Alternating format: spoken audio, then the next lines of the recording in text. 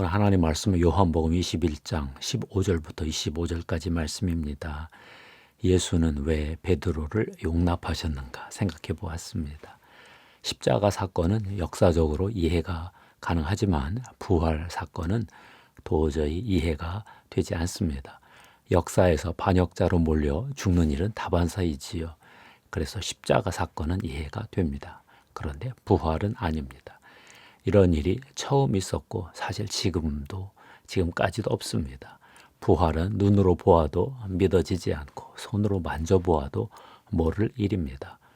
부활은 우리보다 당시 제자들에게 더 어려웠습니다. 그들은 헛것을 보았나 싶었을 것입니다. 유대인 중 일부가 역사 마지막에 인류가 한꺼번에 부활해서 신원을 받는다는 정도의 부활 개념이 있었습니다. 나사로의 두 누이 마르다와 마리아가 이런 부활 개념을 갖고 있었죠. 그런데 3년 동안 같이 살던 분이 죽었다가 다시 오셨습니다. 장사까지 지냈는데 도로 살아나셨습니다. 지각은 되어도 이해는 되지 않습니다. 선험적 관념이 없으니 지식 체계에 들어오지도 않습니다. 못자국을 보니 그분인데 다시 보니 예전의 그분이 아닙니다. 갑자기 나타나셨다가 또 갑자기 사라지십니다. 같은 몸인데 전혀 새로운 몸입니다. 그러니 인지 부조화 현상이 일어날 수밖에 없지요. 역사 속에서 일어난 사건인데 초역사적 실제입니다. 과학적 설명도 안 되고 역사적 설명도 잘 안 됩니다. 부활의 주를 보고도 제자들은 어찌해야 될지 선택할 수가 없었습니다. 그래서 예전에 하던 대로 고기 잡으러 갔습니다. 7명의 제자들이 움직였습니다. 요한복음 21장 2절 3절입니다. 시몬 베드로와 디두모라 하는 도마와 갈릴리 가나 사람 나다나엘과 세베대의 아들들 야고보와 요한과 또 다른 제자 둘이 함께 있더니 시몬 베드로가 나는 물고기 잡으러 가노라 하니 그들이 우리도 함께 가겠다 하고 나가서 배에 올랐으나 베드로를 포함하여 총 7명이 갈릴리 디베리아 호수에 물고기 잡으러 갔습니다. 그런데 밤새 고기는 잡지 못하고 물고기 대신 미지의 한 인물이 오셨습니다. 그는 그물을 배 오른편에 던져보라 했습니다. 코웃음이 나올 상황이었지만 아무런 생각도 할 수 없었기 때문에 그물을 던졌습니다.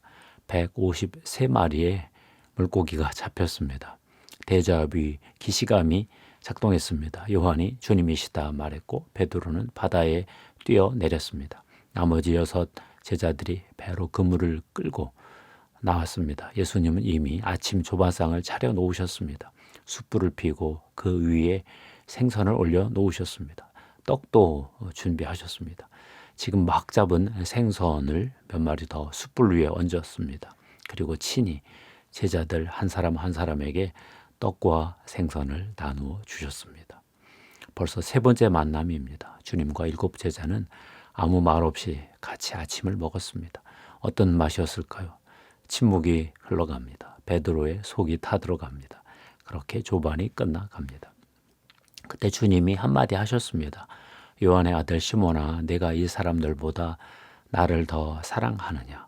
베드로는 얼떨결에 대답했습니다. 주님, 그러하나이다. 내가 주님을 사랑하는 줄 주께서 아시나이다. 주님은 동일한 내용을 2번 더 반복하셨습니다. 무슨 뜻일까요? 베드로를 아무 조건 없이 용납하신다는 뜻으로 이해됩니다. 베드로의 과거 행적 행위와 상관없이 베드로의 존재 자체를 그대로 용납하고 사랑하신다는 표현이지요. 주님은 왜 베드로를 있는 그대로 용납하셨을까요? 베드로의 약함을 아시기 때문일 것입니다. 베드로는 스승이 죽음으로 몰린 상황에서 스승을 배신했습니다. 부활의 주를 보고도 떠났습니다. 주님을 부인한 것은 육신이 약해서 그런 것이고 부활은 원래 인간의 지식에 없는 것이라 그런 것이고 그렇게 이해하셨겠지요. 이게 전부일까요? 그런데 오늘 말씀은 한 가지 더 중요한 내용을 말합니다. 베드로에게 사명을 주시기 위함이다 말씀하십니다. 내 어린 양을 먹이라, 내 양을 치라, 내 양을 먹이라 3번 반복하셨습니다. 주님은 베드로의 사명의 여정의 끝도 미리 보여주셨습니다. 21장 18절입니다. 내가 젊어서는 스스로 띠띠고 원하는 곳으로 다녔거니와 늙어서는 네 팔을 벌리리니 남이 내게 띠띠우고 원하지 아니하는 곳으로 데려가리라. 다들 이 말의 뜻을 알았습니다. 순교였습니다. 21장 19절입니다. 이 말씀을 하시면 베드로가 어떤 죽음으로 하나님께 영광을 돌릴 것을 가리키심이로라. 이 말씀을 하시고 베드로에게 이르시되 나를 따르라. 예수 그리스도가 하시는 이 일을 하다가 예수 그리스도처럼 죽을 것이라는 예언입니다. 베드로의 마음이 어땠을까요? 기뻤을까요? 슬펐을까요? 십자가 처형 전에 베드로는 예수 그리스도를 위해 자기 목숨을 버릴 각오를 했었습니다. 그때 예수는 이렇게 말했습니다. 내가 가는 곳에 내가 지금은 따라올 수 없으나 후에는 따라오리라. 그때 베드로는 이렇게 말했었습니다. 주여, 내가 지금은 어찌하여 따라갈 수 없나이까? 주를 위하여 내 목숨을 버리겠나이다. 다시 명예 회복의 기회가 주어지는 것인가? 그러나 과연 순교에 성공할 수 있을까? 베드로는 마음이 착잡했을 것 같습니다. 베드로는 어떻게 양을 치는 목양의 사명을 감당할 수 있을까요? 우선 자기 부인의 영성이 있어야 하겠지요. 자기 자신을 부정해야 할 것입니다. 21장 16절입니다. 내가 젊어서는 스스로 띠띠우고 원하는 곳으로 다녔거니와 늙어서는 네 팔을 벌리리니 남이 네게 띠띠우고 원하지 아니하는 곳으로 데려가리라. 21장 18절 말씀이네요. 이 말씀에 자기 부인, 자기 부정의 영성이 담겨 있습니다.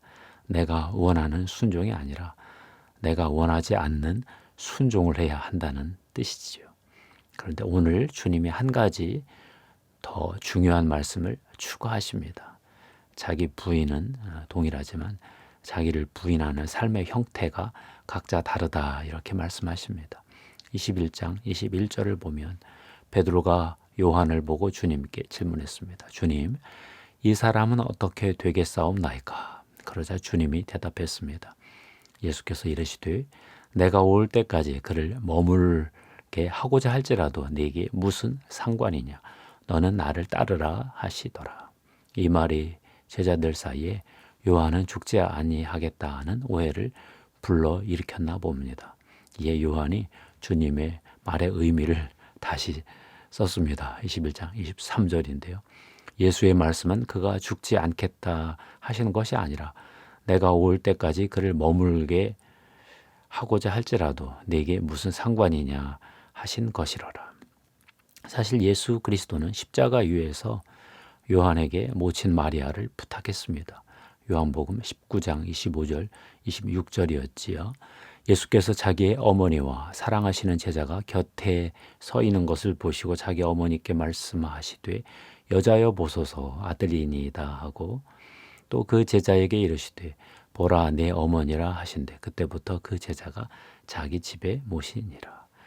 사도 요한은 여러 사명을 받았지만 모친 마리아를 섬기는 사명도 받았습니다. 3차 에베소 에큐메니칼 공의회 기록에 사도 요한이 성모 마리아께 산 위에 집 한 채를 지어드렸다는 기록이 있다고 합니다. 현재 터키 여행을 가면 이 집이 에베소시 브리브리산 중턱에 있다고 하는데요. 초기 교회사를 보면 요한은 처음에는 마리아를 예루살렘에 있던 자기 집에서 모시고 살다가 60년대 중후반 노구의 마리아를 모시고 복음을 전하기 위해 에베소에 왔다 그럽니다. 베드로는 64년 네로 황제 박해 때 순교한 것으로 알려져 있습니다. 유다인 디아스포라 교회에서 사도적 목양을 감당하다가 주님과 동일한 방식으로는 매달리지 못하겠다 부탁해서 거꾸로 매달려 죽었다는 전설이 있지요.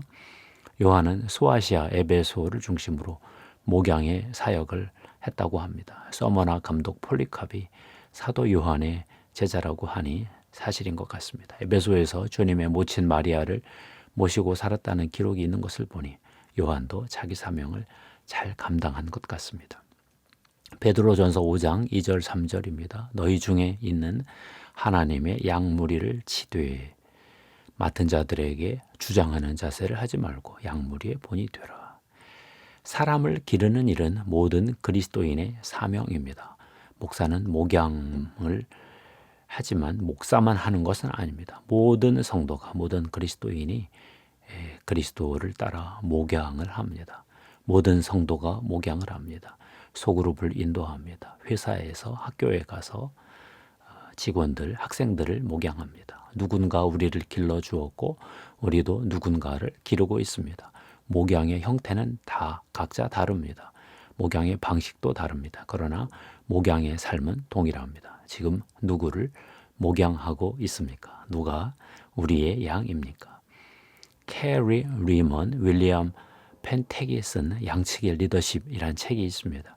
원제는 목자의 길인데요. 이런 명문이 있습니다. 지팡이는 막대기보다 부드러운 도구라네. 양치기는 양을 살짝 찌르거나 툭툭 쳐서 방향을 잡을 때 지팡이를 이용하지. 지팡이는 고압적으로 휘두르는 도구가 아니야. 양들은 두려워서가 아니라 양치기를 믿기 때문에 그를 따른다네. 저자는 이 책에서 조직과 인재 경영을 위한 양치기 7가지 원칙을 제안했습니다. 양들의 상태를 파악하라. 양들의 됨됨이를 파악하라. 양들과 일체감을 갖도록 하라. 목장을 안전한 곳으로 만들어라. 방향을 가리키는 지팡이를 사용하라. 잘못된 방향을 바로잡는 회초리도 사용하라.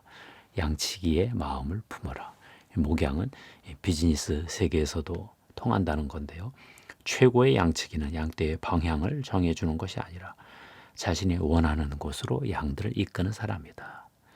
방향만 정해주고 각자 알아서 가라 하지 않고 직접 이끌고 간다는 뜻입니다. 감사합니다. 기도하겠습니다. 하나님 고맙습니다. 하나님이 베드로에게 양치는 목양의 사명을 주신 것을 보았습니다. 우리도 이 사명을 받은 것을 감사합니다. 한 사람 한 사람, 우리 주변에 있는 사람, 맡기신 사람 잘 돌보고 그 방향을 인도하고 그 부르심의 사명을 감당할 때까지 섬기고 돕을 수 있도록 축복해 주시옵소서. 예수 그리스도의 십자가의 피를 뿌리고 덮습니다. 성령님, 목양의 기름 부음으로 역사하옵소서. 우리 구주 예수님의 이름으로 기도하옵나이다. 아멘.